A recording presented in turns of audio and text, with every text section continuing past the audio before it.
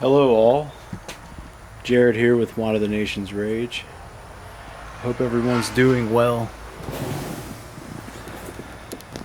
Man, is it hot out here. It's almost 9 o'clock. It is July 10th, a Sunday. Hope you all had a good Sunday. And I want to give you an update.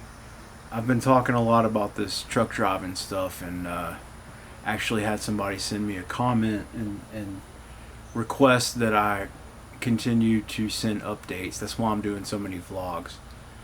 I know not everybody likes the vlog videos that I do. I'm just kind of sitting around and talking. I don't really show you anything interesting. And sorry about that, but for those of you that are interested in my life and what's happening in my life, what's going on, and any updates, that's why I do the vlogs. Mainly just so you're not just watching videos of interesting places or interesting subjects or whatever else, but you're actually getting to know me, the person behind the camera.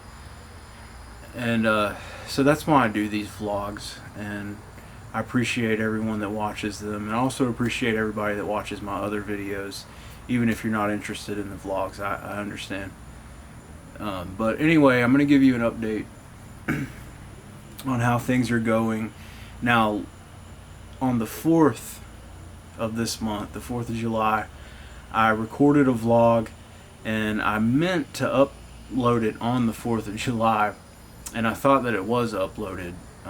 I was really busy last week, and for some reason it didn't upload right, so I actually ended up re-uploading the video on Friday. So this is going to seem a little redundant for some of you that watched that video, but I just want to give you an update, and bear in mind that the video that I posted on Friday, the vlog video entitled "Do You Miss Me Yet?"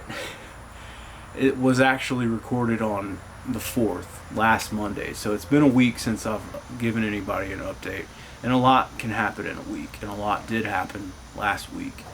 So I've been going to truck driving school every day, and I let everybody know that I had taken and passed my Class A CDL permit test a couple weeks ago, and I passed it on the first try, which was pretty awesome. What it consisted of was 3 different tests on a computer that are multiple choice. For those of you that are looking into getting a CDL, just this is something that you can look forward to. You're going to have to get a permit before you get your actual license, and you're going to be studying from the CDL manuals. And what you do is, after you study the manual, I know that Georgia requires class time. You have to have so many hours in a classroom before you go and attempt to take the test. I'm pretty sure that's a new law.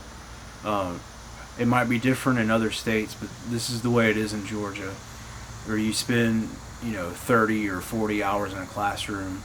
You get the manual down, and you'll be taking 3 tests. The first one is general knowledge.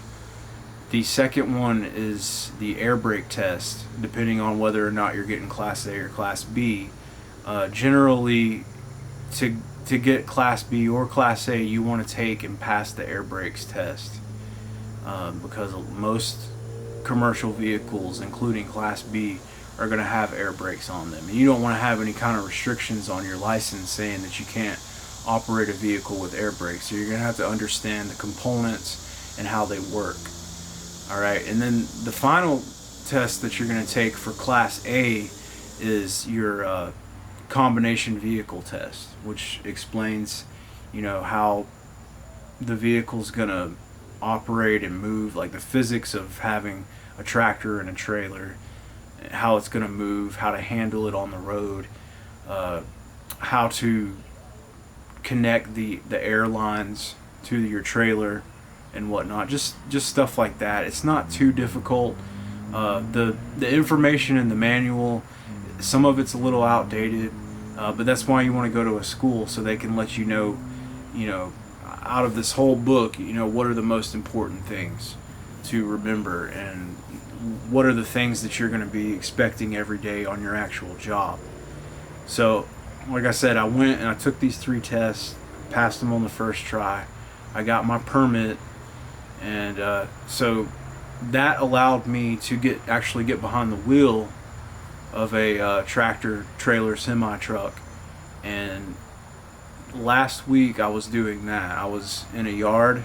I was practicing different maneuvers. There are 6 total backing maneuvers that you have to learn. You're only going to get tested for 3 at the Georgia DDS. Like I said, it might be different in other states, but in Georgia you could get 3 of these 6 backup maneuvers that you have to perform at the DDS. You have to pass them. You have so many different points that you can get before they'll fail you. And from what I understand, you have a total of 12 points that you can get before it's an absolute fail. And you're going to be doing 3 of 6 maneuvers. The first 3 maneuvers you could get are the straight line backing, like backing up in a straight line. The second one is either a side parallel park or a conventional side parallel park, and I'll explain that a little bit in as little as amount of time as I can. But basically the conventional parallel park is just what it sounds. It's you're driving on the right side of the road. Obviously you're in America, you're driving on the right side of the road, you have to parallel park. So you pull up, and just say the space is right here, okay, that you're trying to back the truck into. Well, you're gonna have to pull the back of your trailer just up to the very top of the space, and then you have to back the trailer into the space. And it's called conventional because it's a conventional thing to be on the right side of the road.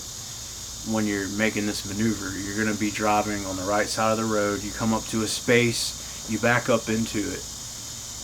Now the side parallel park is exactly the opposite. You're going to be parking parallel on the driver's side of the vehicle. So instead of parking on to the side of the road when you're on the right side of the road, like you're going this way, this is the right side of the road, and you're backing up. I know it's going to look different for you because you're facing me, but all right, say this is the side of the road and you're right here, you're backing up into it, right?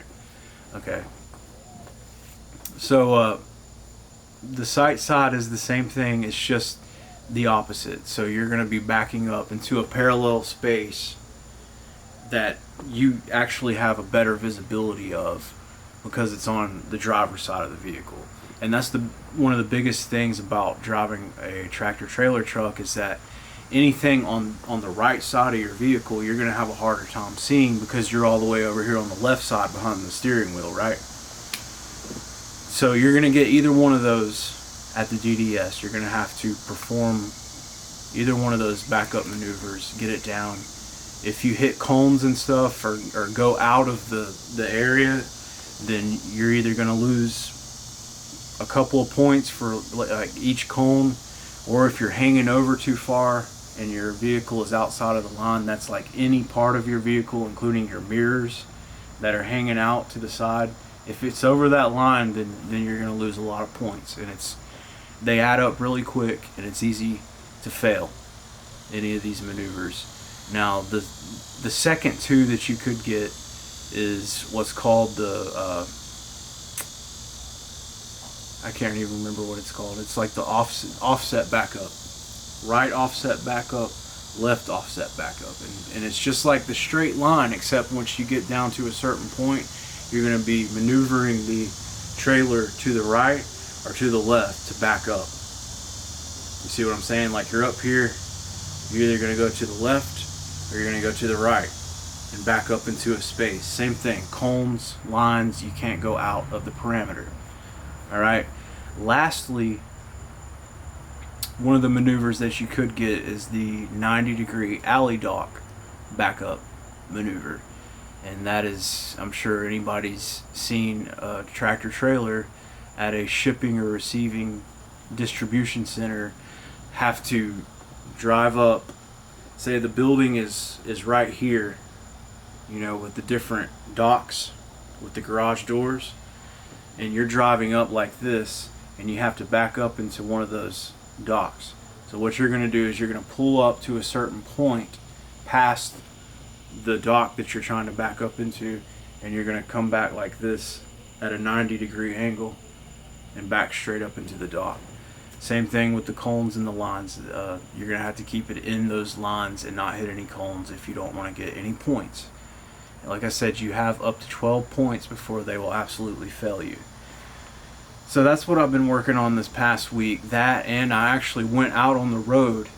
Last Tuesday was my first time ever being in a tractor trailer truck, being inside the cab. I've never been inside the cab of a truck until last Tuesday. It's my first time. And I started doing the back end maneuvers. I struggle with it a little bit, especially the straight line backing.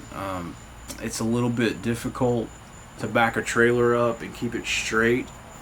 And it's just a big transition going from a little four-wheeler car into a huge truck and trying to back up, because naturally you want to move the wheel a great deal to try to back up, because that's how we back up our vehicles, right? If you want to back up a little bit, you end up turning the wheel a long way to back up in a smaller car. So it's different. It's just a little bit like, the longer the trailer, the longer the wheelbase, the smaller the movement of the steering wheel when you're backing up. And you can really screw some things up if you're not careful. So you really just have to be careful with it. And they gave me a rhyme to remember with that, and that's right to find it, left to hide it. So if you're backing up and you turn the wheel just a little bit to the left, it's going to move your trailer off to the right just a little bit as you're backing up. Same thing, if you turn it to the right, it's going to move it to the left. So if you move the wheel to the left, it's going to hide the back end of your trailer where you can't see it anymore. And if you turn it to the right just a little bit, it's going to bring it back into your mirror so you can see it. I know that's a lot of information and a lot of people probably don't care, but those of you that are interested in driving a 18-wheeler, these are things that you're going to have to learn. Another thing with being on the road, I didn't think it would be this difficult, but I'm actually having a hard time with not double clutching, but just finding the gears. Because the transmission is unsynchronized, it's a little bit difficult to make sure that your RPMs and your road speed are matching up just right to get it to go into the right gear. It's kind of hard to find the gears, in other words. And I'm driving a Eaton Fuller 10-speed truck, so it's a little bit difficult. It's a lot to learn in a short amount of time. And so I did all the practicing last week. I'm going to do more this week, but I'm going to have a lot of testing to do this week. So I'm trying to prepare myself for that. Tomorrow I have to go back to school, and they're going to test me on the pre-trip inspection. And if anybody knows anything about that, it's a lot of stuff to remember at first. Those of you that do pre-trips every day, not a big deal anymore, right? You don't forget things once you learn them. And I've been studying like crazy, just trying to remember everything, because when I go to school in the morning, my instructors are going to test me on the pre-trip inspection. And what it is I think it's on the outside. It's different for every state. Again, it's different for every state. There's different types of pre-trip inspections depending on what your vehicle is. You might have to check certain things on some vehicles that you don't have to check on other vehicles. But with a standard 18-wheeler tractor trailer rig with a van, they call the trailers vans on the back, there's about 130 different components on the outside, just the outside, that you have to check and remember, what you're looking for, what the parts are, the specific names of the parts, and specific things that you're looking for on each part. Some of them have the same thing that you're looking for, but others have specific special things that you're looking for. And I won't go into any more detail about that, but just trust me, you're going to have to learn it, because they're going to test you at the DMV or the DDS. They're going to test you. That's the first thing that you're going to do when you go to test, is your pre-trip inspection. You have an external inspection, an in-cab inspection, and an air brake test that you have to learn. They're not quite as, they don't hold as high of a standard to the external as they do the internal.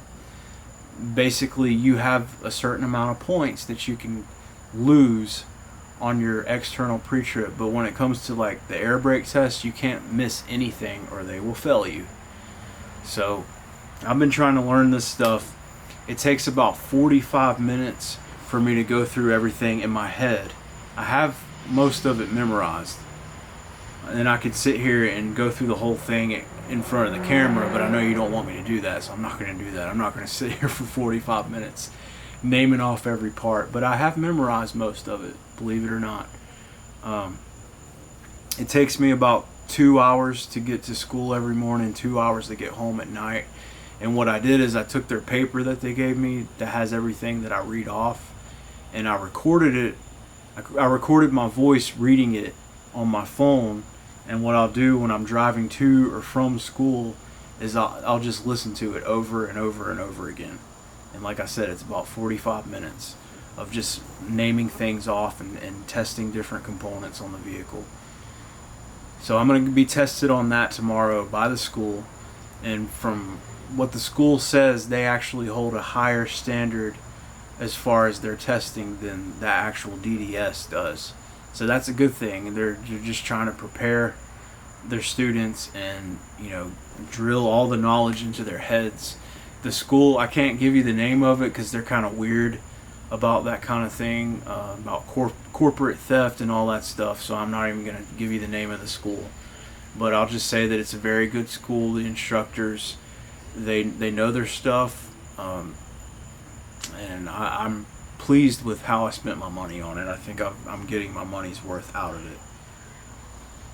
So that's what I have to look forward to this week. I'm just giving you an update. Yes, I did get behind the wheel of an 18-wheeler on the road, and I think I did pretty good. The first day was alright. It wasn't great. I actually was taking a right-hand turn at a red light intersection with a turning lane, and it had one of those triangle medians, you know, when you come up to an intersection and it's got a right-hand turn, and there will be an actual median between the right-hand lane to take the turn and the actual intersection. There's a triangle-shaped median, and it has a crosswalk light on it. Well, I took that right-hand turn in between the median and the curb, and as I was coming out of it, I corrected my turn too quickly, and the back of the trailer wheels ran over the curb, and it scared the crap out of me. I'll tell you why it scared the crap out of me. It's because I had no idea. I mean, even looking in the mirror, it was so far away that it was almost hard to tell that I was hitting the curb, and I didn't feel anything. I didn't hear anything. I didn't feel anything. But my instructor was like, "Oh, you just ran over the curb." And that scares me because, you know, this vehicle that I'm driving is so big and it's so powerful that you can just run over a curb and not even know it. Well, what else can you do in it and not know about it? So it freaks me out a little bit. It's going to take a little while for me to get used to it, that's for sure.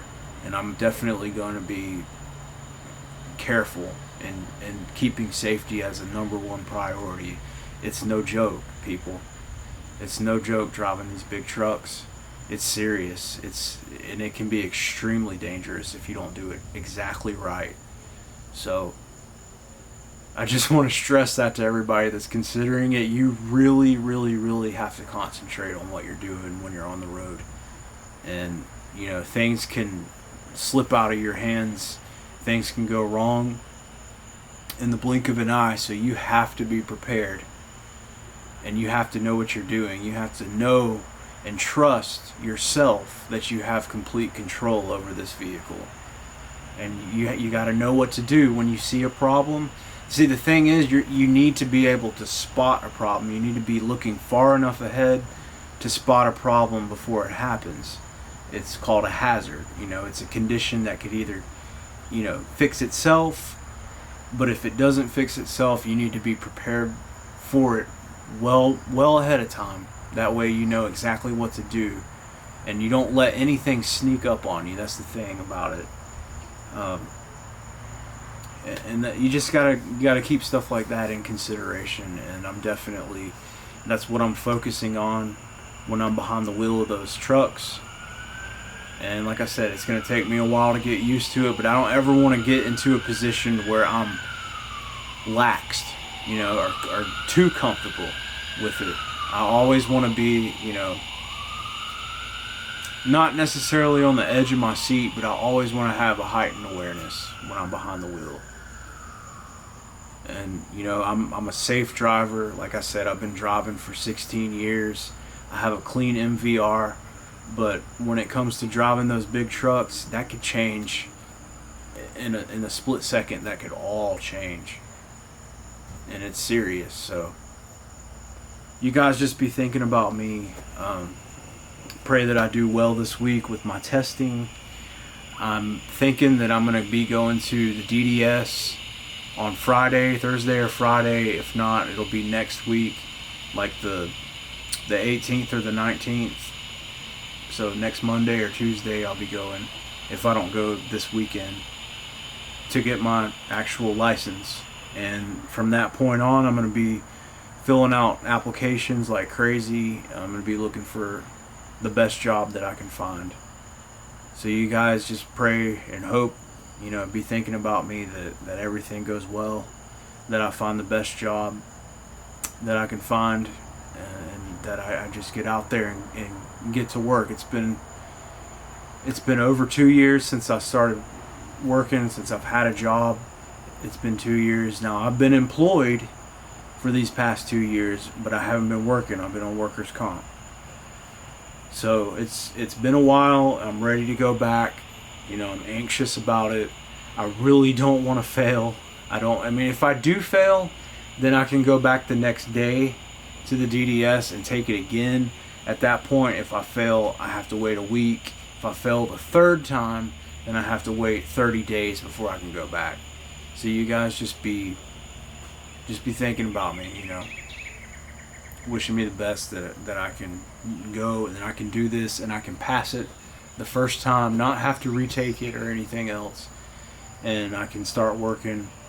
Like I said, I'll keep you guys posted on everything. As soon as I take that test, I'll let you guys know how I did. If I have any pointers, if anybody's curious, then I'll try to help you out or steer you in the right direction. And I'll see you guys around. Thanks for watching. Jared here with One of the Nation's Rage, signing out. So on and so forth. Later.